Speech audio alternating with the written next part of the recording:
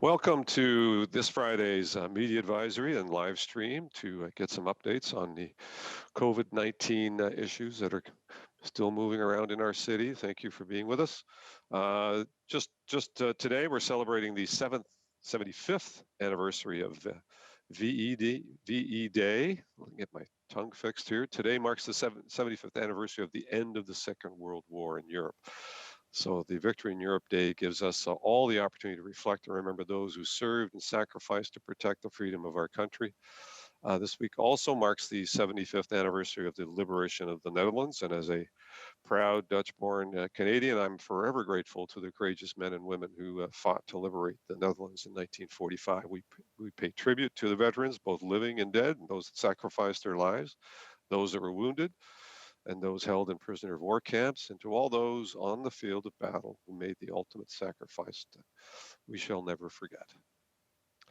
The federal government made announcements as well throughout the week, and the provinces and territories have finalized plans to cost share the wage top-ups for essential workers.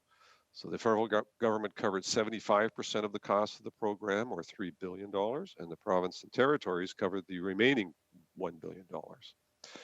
Each province will determine which workers will qualify for the top-up and how much they will receive. StatsCan also reported today that nearly 2 million jobs in Canada were lost in April. It's a staggering number, and that may not be the end of it, but certainly that's the update as of now. Federal government also announced that the Canadian Emergency Wage Subsidy for business owners will be extended beyond June. So more than 500,000 businesses across Canada have received this emergency loan, and the companies are encouraged to take advantage of the extension and bring back their employees whenever and however they can. Ontario has also issued some announcements, and they're resuming the schedule for elective surgeries in the province of Ontario.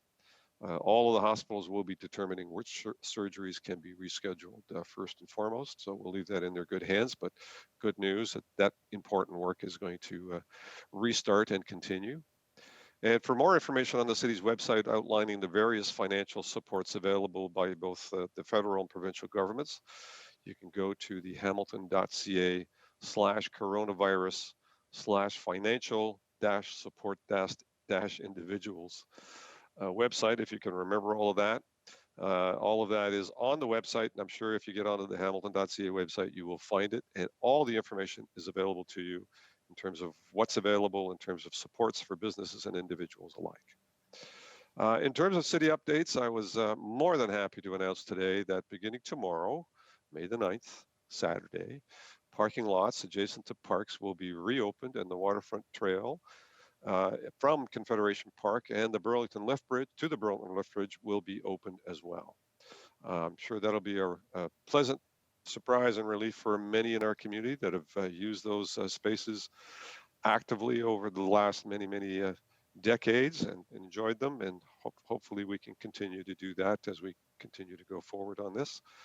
The waterfront trail on the Hamilton Harbor side, which is not closed but is undergoing ongoing construction as part of a longer-term repair, will be closed during the day, so it won't be flow-through from the Bayfront to Coots, but will be open evenings and weekends all the way from Coots to Bayfront Park as one would like to have it. So for those that like to run in that space, it'll be open on evenings and weekends for you to enjoy.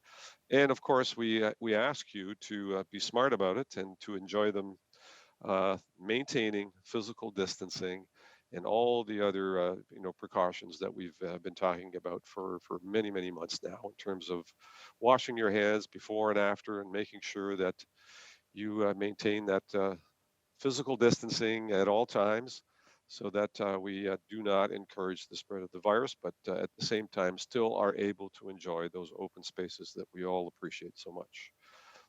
Along with that, we also need to remind you that the playground equipment, the picnic benches, the sports fields and courts, and other amenities in the parks, in and around the trails, are not open. That is by provincial order, and until such time as the province indicates otherwise, they will remain closed. the escarpment stairs are all to be remain closed as well as Albion Falls, which has continued to be an ongoing challenge prior to pandemic and today as well. And so parking lot will be closed. The area itself will be closed. Please don't go there. We're going to try and encourage others from other parts of the broader community not to attend as well, which has generally been the problem there, that we've seen a lot of attendance from people outside of Hamilton coming to enjoy these falls, which in normal circumstances would be great. But right now, too many people crowded in there, not only promotes the spread of the virus. But if they're all from out of town, they can all take that back to their hometowns with them and spread that even further. So, not a good scenario. So that location will remain closed. Public Health continues to recommend limiting activities to members of your own household to help prevent the spread. And as I mentioned just a minute ago, maintaining that 2 meter physical distance no matter where you are outside. So whatever you can do to maintain that. If you're in the parks, be smart. If it's too busy, don't go. If you're over 60 and you have underlying health issues, be extra careful because you're more susceptible to not only catching the virus, but having some serious problems as a result. So do be careful. We are still flattening the curve and we are still with a virus out in our broader community without a treatment or vaccine. And so be cautious and careful. As well, the Conservation Authority announced that they're also opening up a collection of trails effective tomorrow as well. So the Hamilton to Brantford Rail Trail that goes through Dundas as well, the Dofasco 2000 Trail in Stony Creek, the Lafarge 2000 Trail in Flamborough, the Chippewa Trail in Hamilton, and the Canada Parks Trail in Dundas all will be opened as well. So those for you to enjoy under the same auspices. Great opportunity to get some exercise, get some outdoor woodsy enjoyment, but at the same time maintain that physical distancing whenever you're out there.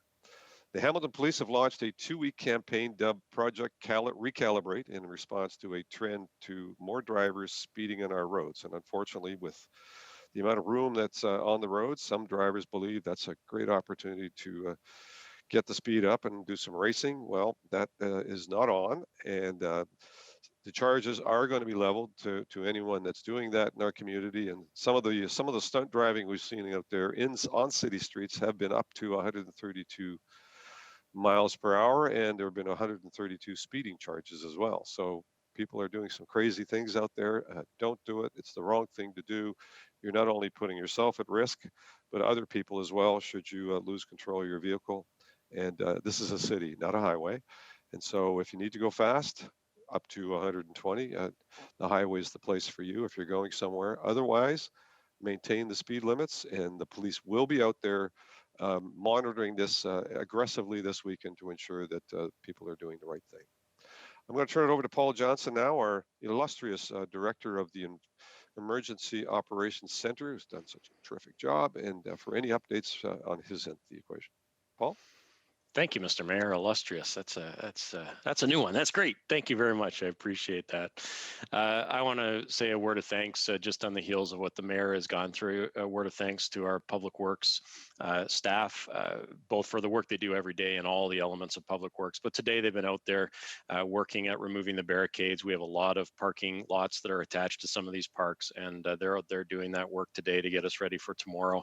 So again, we move in real time. We adjust. And the staff are always accommodating to make things happen. So I do want to thank them first and foremost, and really excited that we're taking some of these steps to offer more access to good outdoor space in a safe way. I do want to talk a little bit about childcare off the bat today, and doing that because in the childcare community, since 1996, I believe, this is National Provider Day in childcare, and it's one of those services that obviously closed down for obvious reasons very early on, but has been reopened in a emergency capacity to support essential frontline workers. And in Hamilton, we've undertaken this in a pretty interesting and I think really innovative way. We've worked with three organizations, Today's Family and We Watch, through two We Watch organizations. We Watch Galbraith and We Watch Gulfwood. And people say, oh, you have three childcare sites open then. Well, actually, no. Those are the organizations that oversee some licensed home childcare operators. We actually have 120 locations open for licensed home childcare for up to 5 children that are today operating and providing that childcare to essential frontline workers. I want to commend our children's services staff who are doing innovative things every day. They're the ones that 18 months ago brought you the universal affordability of childcare program in the city of Hamilton. And again, they got together and thought, you know what, to A, limit risk, and B, provide service across our community to make it much easier for people to access. Why don't we go with a really strong licensed home-based childcare system as a way of delivering this childcare program? And can't thank them enough for that creativity, and can't thank the three organizations enough for rallying their folks to do this work. We do have additional capacity if we need it to bring on a few more licensed home childcare providers. But I think on two fronts, both from our staff's perspective, being innovative and reaching out in this way and creating the system in this way, kudos to them. And then most importantly, to those licensed home childcare providers through both We Watch and Today's Family. Thank you for all you're doing on this National Provider Day, but more importantly, thank you for what you're doing 7 days a week, and in some cases 24 hours a day for our essential frontline workers. So thanks so much for that. As a city, we've talked often on these calls about the fact that business is continuing, and lots of city business has changed. You don't come to as many physical locations. In fact, you don't come to any physical locations to do business often, but we're there to help business continue. And one of those areas is development approvals. The business of the city and the economic engine of the city is important to keep going. And although there have been many restrictions, including some on construction for a period of time, which is now being loosened, and we're starting to see that get back up and running, we need to keep that engine of development going in this community. And on our website is lots of information about how you can electronically connect in with our folks who handle development applications. And we continue to receive those where we have delegated authority from council. We're making approvals and moving those forward. And where we don't have delegated authority, we need to wait for some of these committees, such as the Committee of Adjustment and things like that. We are accepting still applications for that and working very hard to get back into that course of business as well. So really want to encourage the community to continue to think about those projects and how those projects can continue to work in our community. And I'll give you just a little bit of interesting note for the month of for the first 3 weeks or so of the pandemic. We approved 472 new residential units and almost 100,000 square meters of non-residential development. And in April, the city approved over $86 million worth of construction activity in our city, which is actually higher than April activity of last year. So again, go to our website. I use that as an illustrative example of how we continue to do work. And I know sometimes the message that's out there is everything shut down, things aren't happening. And our staff who deliver a lot of services want the community to know that indeed things are happening, and we have done an incredible job. I think as a city, and that's kudos to all of those departments and divisions within our city structure who have figured out ways to continue to deliver service to both the businesses and the residents who live in this community and continue to make that happen. So again, every day I'm incredibly proud of the work that we're doing through the very plentiful amount of services that the city delivers. I'm really proud of this work, and today's just another great example of our innovation and ability to adapt and keep this community flowing. So happy that we're seeing a bit of those activities starting up in this community. As an EOC, we've certainly been hearing from council, we've been hearing from the community, how can we get out and enjoy a bit of fresh air now that the weather's starting to turn? Not so much in the next day or two, but certainly as we head into next week, the weather's starting to turn. And we're always looking for the ways to do that in healthy and safe ways, always in conjunction with our public health officials, and really pleased to see the mayor announced today some steps in that direction. So with that, I'll turn things over to Dr. Harvey.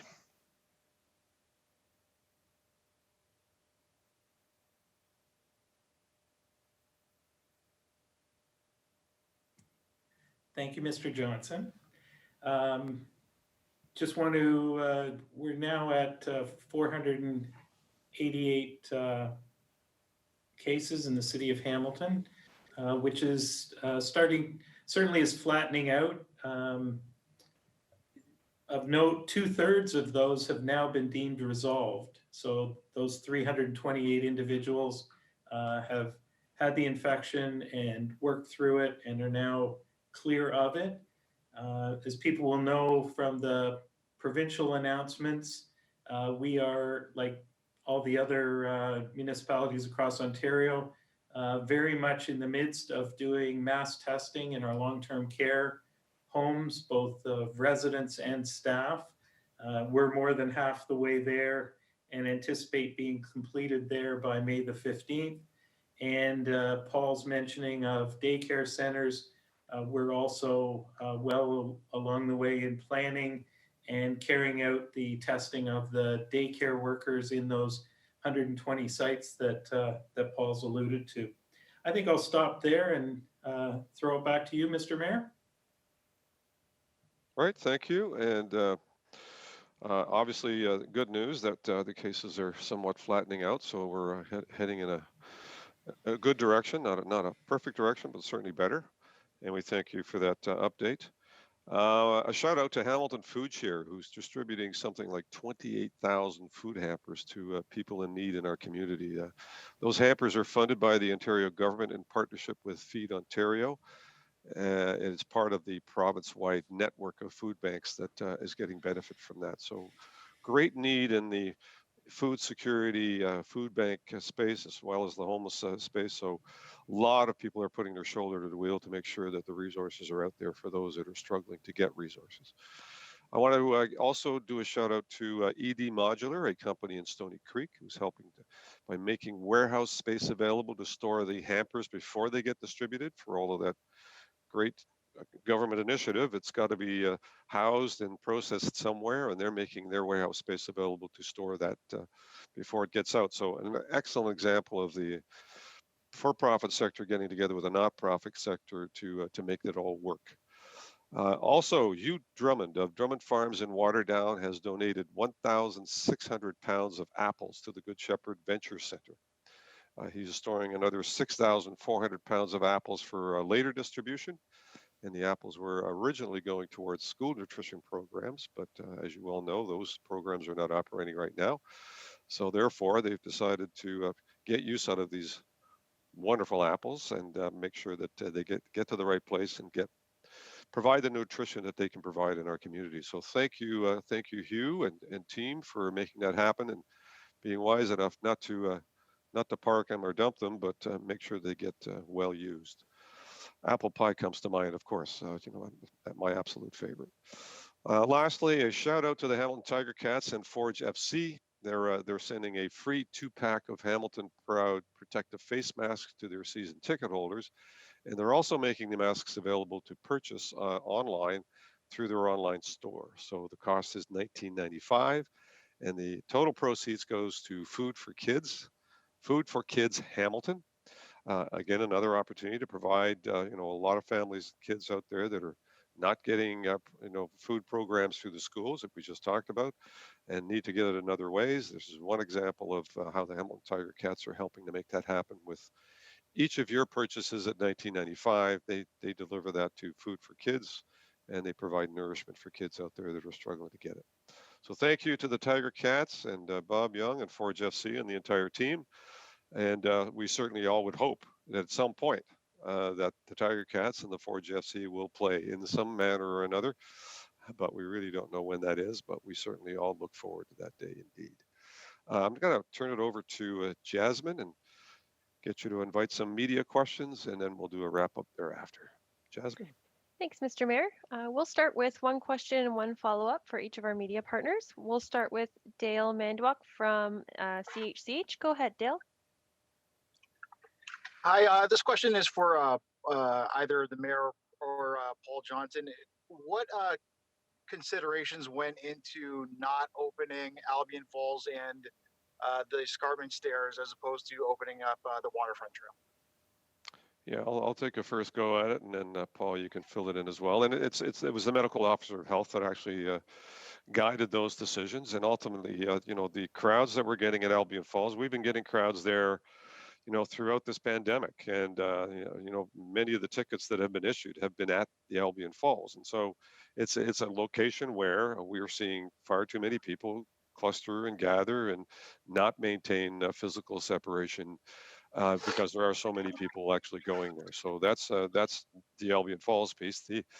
And again, the stairs, was deemed to be a place where it was going to be very difficult to maintain that physical separation. I mean, you're in a confined space going up and down the stairs. I can imagine if we open them up that the entire crowd of people that are accustomed to doing exercises there would gather there in a hurry, and there goes physical separation and potential virus spread that can come out of that. So that's my understanding of the rationale that public health actually wrapped around that. But I'll turn it over to Paul for any additional, or Dr. Harvey if he wants to add any additional comments to that. Paul? Yeah, thanks, Mr. Mayor. And certainly when Dr. Richardson and I talked yesterday, it was her desire to just think through this a little bit more on the stair front, for sure. Albion was more of an EOC decision, both the potential danger, and over the years we've had to do a number of rescues there. We're really trying to make sure that anything that could potentially lead to emergency calls is absolutely curtailed. So I think Albion is just a crowd issue, a potential for having to do rescues, which is very complicated at the best of times, let alone in COVID. So that's Albion. On the stairs, Dr. Richardson just wanted a little more time to think about it. And rather than hold up some of these other pieces, we've got two issues there. One is just what precautions would we take around the railings and the infrastructure there. And then the second piece is, as the mayor talked about, the physical distancing, which is quite difficult. Whereas everything else we've done today that the mayor was able to announce this morning, those things are easily mitigated. So a little more time on those. There will come a time where stairs are open again, but we didn't want to hold up the whole phase of this just because of the stairs. Thank you. And for Dr. Harvey, can you just talk a little bit about the mental health issues in regards to both self-isolation and how getting back outdoors improves mental health? Sure, Dale. Absolutely. I think we've said this from the beginning, as Paul and the mayor have already alluded to. The important aspect here is physical distancing. So that 2-meter distance, safety zone for yourself. But being cooped up inside is understandably not a natural thing. So physical activity, being able to get outside is good for mental health. Again, our advice to people would be take advantage of that, but as Paul has alluded to, avoid congregating together. Keep that 7-foot distance, that 2-meter distance away from other people so that we can minimize the transmission of this virus. Keep the curve flat and keep elongating it. Thanks, Dr. Harvey. Next question will go to Lisa Pileski from CHML. Lisa, you can go ahead. Hi, thanks very much for taking my question. I'm just wondering if, I guess this is for Paul Johnson, wondering if you have any updates on the bylaw enforcement so far, any updates on the number of tickets issued so far? I do is the short answer, and let me pull up the absolute latest and greatest information here. I will say that we continue in terms of the physical distancing bylaw to only have had issued 2 penalties around social distancing. So that's the city's bylaw on physical distancing, and it remains at 2. Those were a little while ago, and again on that particular element of the bylaw, it is education. And in those 2 instances, they were pretty specific cases where it was just felt there was no other recourse. But we're sitting at 140 charges issued to date. Again, the vast majority, and that includes the 2 for physical distancing, so 138 under under the emergency measures orders, and the large majority of those continue to be people who use prohibited amenities. And as I say, we've done a lot of education on that. I don't think a media availability or town hall hasn't in some way talked about the fact that amenities in our community, a number of them are closed. And so at some point you have to stop trying to educate and start reminding people with the weight of those administrative penalties. And as I say, this are provincial orders. These are happening all over the province. So again, there can't be a confusion around this. There isn't anywhere you can go in the province where you can use certain amenities and parks. So that's one of the things that's happening. But in total, 140 charges, 138 of those are under the emergency measures piece, and 2 are administrative penalties under our physical distancing bylaw. Thank you very much. And I guess my second question would be for Dr. Harvey. It's kind of about in terms of data collection with COVID-19 cases. I know Toronto has been tracking more thorough data, including stats about race and economic background and things like that. There are certain groups in Hamilton that have been calling for our city to increase tracking like that, including the Hamilton Center for Civic Inclusion. Can you just talk a little bit about whether or not that's on your radar and if you're considering enhancing statistics?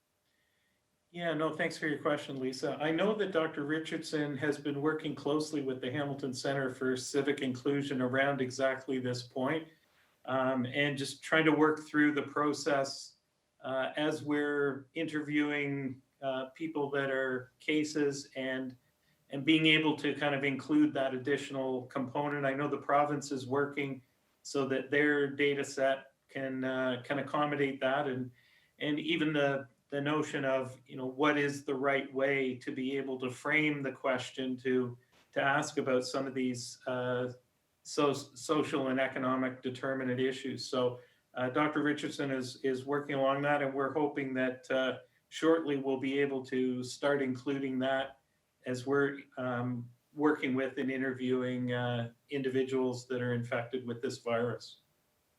Thank you. Thanks, Dr. Harvey. Next question will go to Matthew from the Hamilton Spectator. Matthew, you can go ahead. Oh, hello. Thanks. Can you hear me? Yes, we can. Okay. I had, I guess, another trail-related question for perhaps Paul or the mayor, if you can help me out with that. Will you be doing particular monitoring of our most popular trails to see whether people are indeed respecting the rules? And if they aren't, what would happen? I think the bylaw will be doing what they've been doing all along, which is monitoring wherever they can and responding to complaints. And believe me, lots of people are calling in when they're seeing conflicts or seeing cases where people are not adhering to the social distancing, or they're gathering in groups of larger than 5. So that's ongoing. I think that'll continue. They also continue to monitor businesses that should not be opening and should be shuttered at this point, and that's an ongoing process. So I would say, I don't think we're going to have beat officers standing on the trail, particularly. Paul, you can correct me if I'm wrong. I'm pretty sure that's not going to happen. But clearly, if there's a sense that there's a problem and people are not adhering, then we could very well send someone down there to ensure that people get compliance. And usually and generally speaking, it's talking to people and explaining to them why it's important. Now, having said that, I can't imagine that there are too many people left in our community that don't understand why this is an important thing to do. And so I really have great deal of confidence that when these trails open up, that people are going to know what to do and know how to do it, and will do it faithfully. And so I have no worries about that. I think people are well educated at this point and eager to not ruin all the good work that we've done up until now to stop the spread and flatten the curve and all the other cliches that come with that. And so we're on a good path, and stopping that path really lies in the hands of the individuals in our broader community right now. And if they fail to adhere to those physical separation guidelines, we could very well be shuttering this thing down, sooner rather than later. And so nobody wants that. I think everybody understands that, and I expect that people will adhere to what they're being asked to do for all the right reasons, self-interest, quite frankly, and the protection of their family and our community at large. Okay. Paul, do you want anything? The only thing I'll add is to extend it that as more things begin to open and more people are accessing services in the community, and as you know, the province announced that retail with ground floor entrance can now start to provide curbside service across a broader amount of businesses. Our ability also to be everywhere all the time is diminished. So exactly, the mayor's nailed all the pieces around how we're going about our enforcement. It really is about responding to egregious examples where we need to step in. But I will reinforce and extend that message that this is going to be the way we work and the way we live in our community for quite some time. So it is less us enforcing it and more about us remembering what are a very few and fairly simple rules to follow. And it is about keeping the distance. It is about keeping yourself clean, hand hygiene and all the rest, not touching your face as much as we probably already do. And the other thing, really important message is if you are sick, don't go anywhere. Stay at home. Make sure that if you check in with either public health if you feel that that's necessary, or your own family physician. Don't go out when you're sick. That is another key message in all of this. Maybe we could have Dr. Bart actually, explain once again the people that are most at risk in this, and certainly the elderly. But Dr. Bart, did you just want to kind of go over, maybe some advice to people that probably shouldn't go and visit the trails this weekend, or maybe stay away from the busy ones that are open? Doctor? Well, we know that getting infected with this virus for some people can be, a major challenge to them to be able to fight it off. So certainly anybody who's got other health conditions that they're already dealing with, they're at a decreased opportunity to be able to effectively fight it off. But I go back to Dale's question, and I think it's the balance. It's being judicious. It's being careful and cautious. Certainly, being able to get out again, as Paul alluded to. I'm not sure this weekend's going to be. I just watched snow fly through in front of my window, so it may not be that warm, balmy day, which may not be a bad thing. But getting some fresh air, getting some physical activity, but staying within your own limits and recognizing that.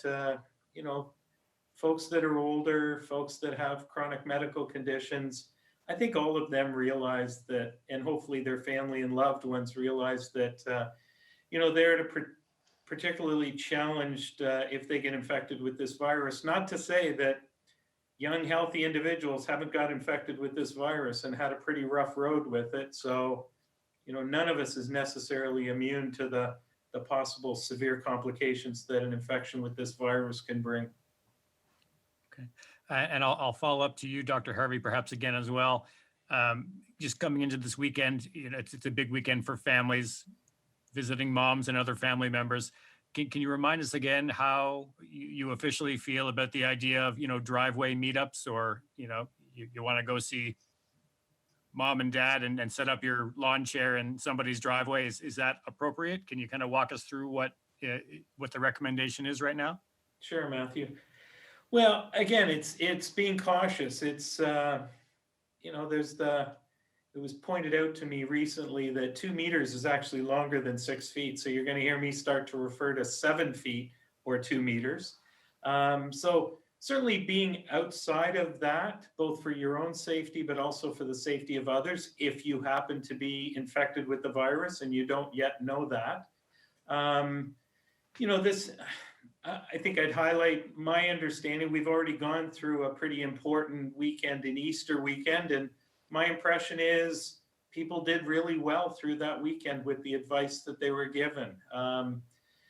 This is not a time to start coming in close contact with people who you haven't been in close contact with for the last 4 to 6 to 8 to 10 weeks. Certainly your close family that you're living with, you're already in contact with them. But, if you've been able to maintain your distance from your mom and your dad and, stay in contact by Zoom, by FaceTime, phone calls, But certainly that 7 feet, that 2 meters of distance is really important.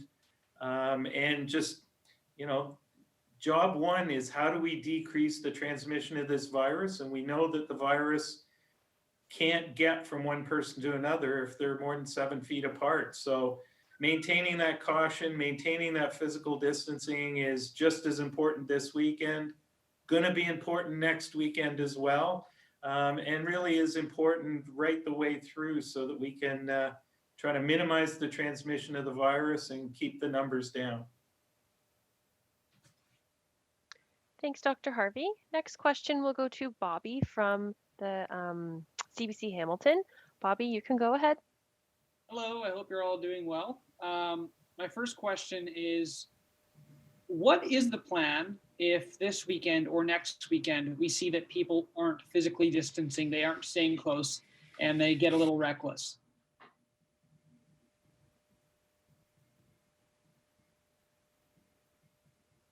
Okay, who are you asking, Bobby?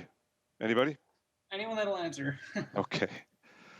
I mean, clearly, you know, if it gets out of hand and, you know, and the evidence to that would be, you know, a spike in the cases of the virus, then we have a problem. And, you know, that will have to be responded to. So, I mean, the indicators will be, you know, as we've been using them all along, the data that we acquire. And, you know, obviously public health and has been on top of a number of cases and number of cases that have been hospitalized and number of cases that have sadly led to death.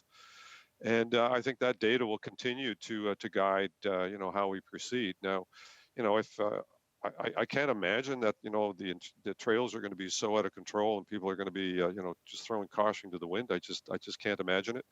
There might be a few people that do that, but I think by and large, our community understands why this is important to be smart about this, to protect themselves and the community, and to protect these assets that they're now enjoying from not having to get shut down again. And so I would say, you know, the data will guide us. I'll let the doctor actually speak more about the data issues, but and Paul, because you know, if the data shows that we're heading in the wrong direction, then we're going to have to, you know, tighten up things again, and certainly that is not optimal and certainly not desirable. So, Paul or Doctor, feel free to jump in. Sure, I think you've covered it. I really turn into the positive around this. We have lots of open space. This shift is really not about going out, because our parks, the only thing that well, one of the things that got open was that waterfront trail, and that had been closed. But it had been closed because the parking lots were closed, and it was just creating a major league headache with the traffic coming down there with nowhere to park. But our park spaces have been open, and our green spaces have been open all the time. So in terms of the park near my home, nothing changes. I've been walking through that park, so have my neighbors, and we continue to do that. I haven't seen any major concerns there as I've been out, and of course I'd be heightened to that. And so I really do think people are taking this the way it should be. And the only added piece I'd add on is that if you do drive somewhere, because you do want to go down, for instance, and walk the waterfront trail, or you want to go to a Bayfront Park and walk there, and you find that it's really crowded, just go somewhere else or go at a different time. You have options. And I really do think that we need to switch this around in the positive and just start talking about those key measures that we all take into account, and then use our own good judgment to say, look, if somewhere is really too crowded, the best thing for me to do is remove myself from adding to that crowding. Yes, we'll be there to monitor, but I actually, our team at the EOC, if we had real strong concerns about this, we wouldn't have been talking about it and wouldn't have been talking to the mayor about it. I actually think things are going to work out just fine. Great. And my other question is, do we have a timeline as to when we'll see more park spaces like the escarpment or Albion Falls open up? Is there any idea as to when we'll see a bit more there? So I'll jump in first and say that we are working as an EOC through a reopening strategy for the city of Hamilton, and that would include city of Hamilton assets, both outdoor and office space or indoor assets as well. So we have a little bit of time still to work through that. The reality is that the provincial orders, including provincial orders on some outdoor space, remain in effect until at least May 19th. So there is nothing that's in terms of expanded use of amenities and things like that. That's not going to come via the provincial order for another week and a bit there.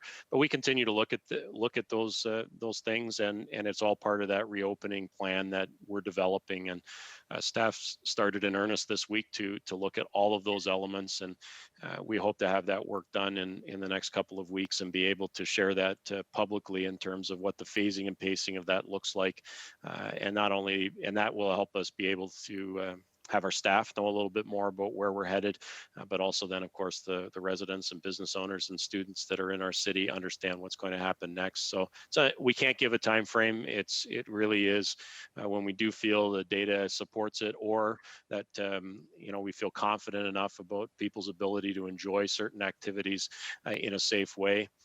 Those announcements will come, and just like a lot of things, we're not working towards specific dates and times. We're monitoring the situation, seeing how things go, and making our decisions really more when it really looks and the evidence feels like it's the right time to do it, rather than hoping that, for instance, it's on a particular day of the week in a couple of weeks' time. So we'll continue to monitor, and I know more will be coming the way of the public as we finish this reopening plan. Thanks, Paul. Next question to Joanna from the Hamilton Spectator. Joanna, you can go ahead. Hi, thanks for taking my questions today. My first question is for Dr. Harvey. We are hearing about cases at Macassa Lodge from a variety of sources now. Can you address that? Are there cases there? Thanks, Joanna. So yesterday we received a number of positive reports from the Public Health Ontario laboratory, and we started to, as we have for the other 470 plus cases, started to work on them, which is reaching out to the individuals who had tested positive and advising them of that and advising them what to do. And then last evening, we got a call from the Deputy Director of the Public Health Ontario Labs alerting us that they were having some concerns about whether in fact those samples may have been compromised. And so to be on the safe side, they were advising us that they were transferring those samples to the main provincial lab in downtown Toronto, and they were going to rerun them overnight, which they did do. And then for extra safety, they had another process, and they reran them on that process today. And I just recently was informed that all 10 of those previously reported as positive tests are now reported as all 10 of them being negative tests. So the ones that ran yesterday, they were quite right in being cautious or concerned about them, because when they tested them again, it appears that they were all false positives. So at this point, with Macassa being well on its way to doing its mass testing, at the present time, we do not have any positive test results from Macassa Lodge. So thank you for asking that question and giving me the opportunity to provide that update.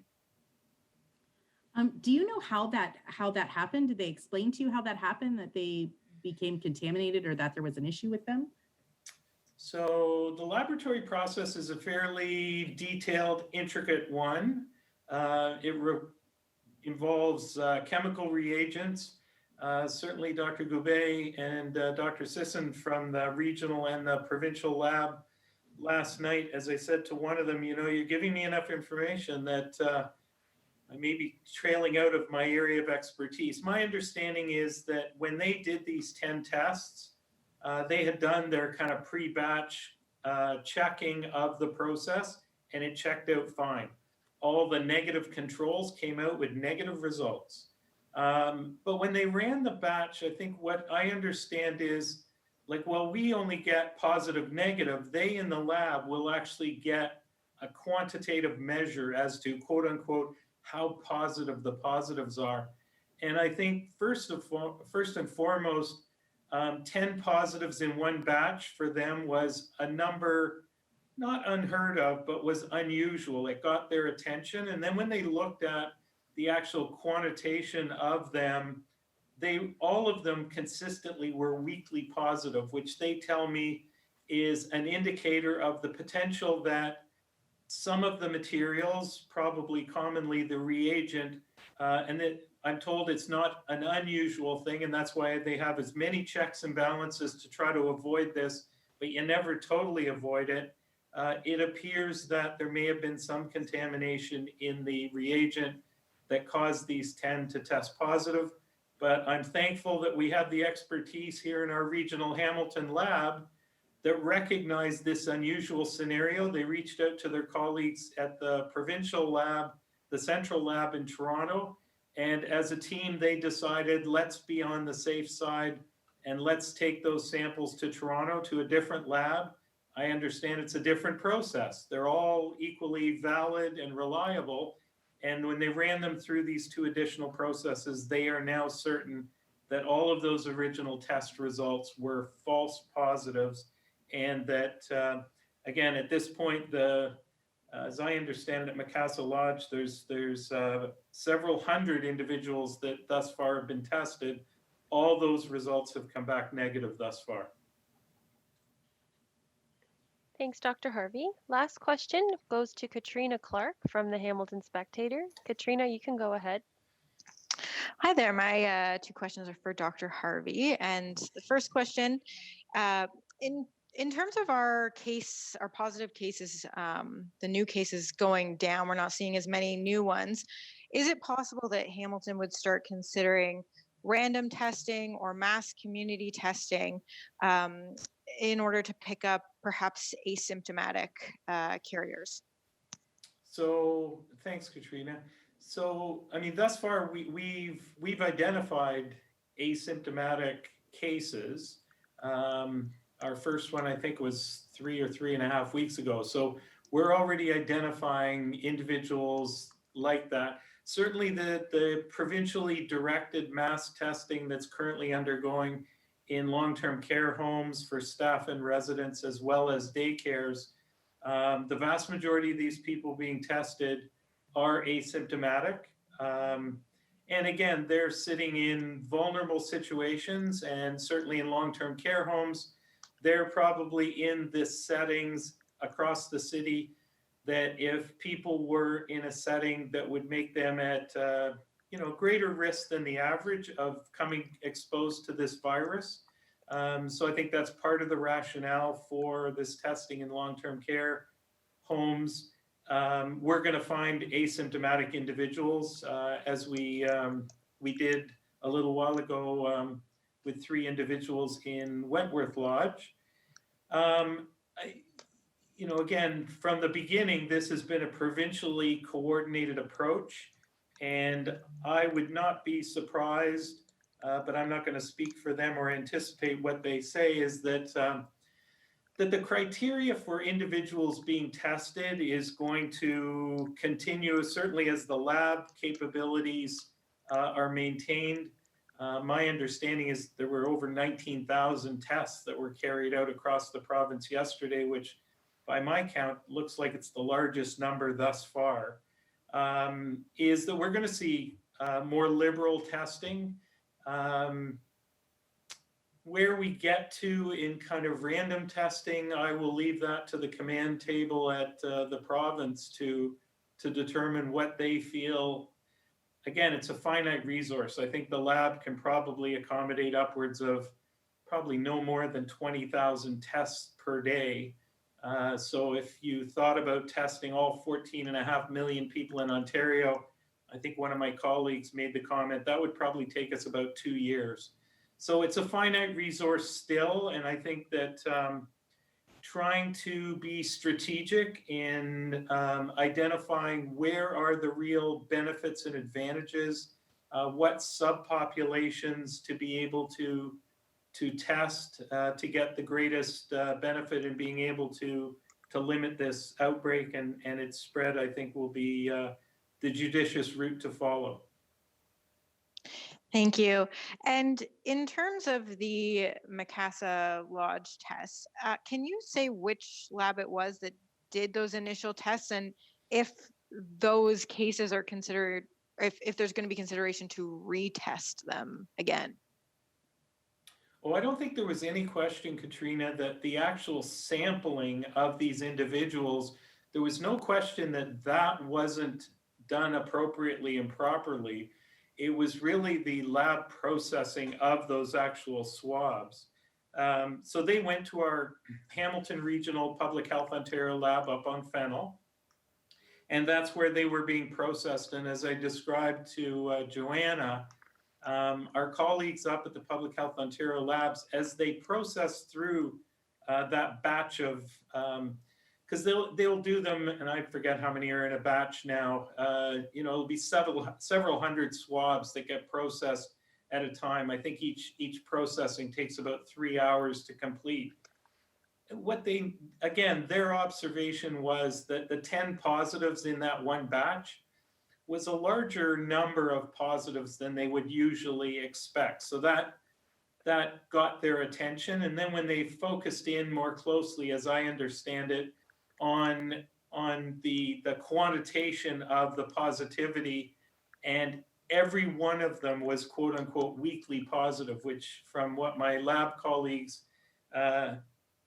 shared with me last night when I was speaking with them is, while that's not unheard of, it's uncommon, but also it can be indicative of the potential that you've got a process that has somehow been contaminated. And that's why they went ahead, took the original swabs and transferred them to Toronto, where they were again tested twice more, once overnight and once earlier today. And both of those independent testings identified all 10 of these as negative. So our assessment at this point is all 10 of those individuals at Macassa Lodge got an appropriate test, and now they have an appropriate test result. Thanks, Dr. Harvey. Mr. Mayor, that's the end of our media questions. I'll pass it back to you for some closing remarks. Thank you, Jasmine. And thank you to Dr. Harvey and to Paul Johnson and to the media for your ongoing participation and sharing information with the broader community. Very important that we have you help us share information. And to Rosalie Visers and Georgia Whalen, a special shout out to you, the American Sign Language interpreters, to Bill Custers at Cable 14 and McLean Media for facilitating and running a smooth process here. And of course, we continue to thank all of our essential service workers, all of them out there that fortunately, I think, are all getting a boost in terms of pay as a result of their frontline work that's happening in our community. And of course, paramedics, fire, police, all of them out there continuing to work to ensure that our community stays functional and safe. And last, in terms of acknowledgement, is to remind you that all of your counselors and admin staff are continuing to work each and every day. They're online. You can get their locations on the website, and they're available by phone. So do not hesitate to contact them for your usual challenges or questions or problems that you want to have them help you sort out. And it's Mother's Day. So on a personal note, I want to congratulate my nephew, Jake, and his wife, Alicia, for the delivery of a 10-pound boy. And we welcome Calvin Felix to the city of Hamilton as our newest citizen, and which reminds us that Sunday is Mother's Day. And so I want to congratulate all the mothers out there for all of your hard work to look after all the rest of us and bring us into this world and keep us healthy and sane and happy. And so to all the mothers out there, happy Mother's Day. I hope you have a royal day, and you can do that now with a little bit more open space that you can enjoy with some of your immediate family members. Beyond that, we will see you on Monday for our next media availability, and on Wednesday for the town hall at 7 p.m. and the following Friday for another media availability. Thank you all for tuning in, and hope you have a fantastic weekend.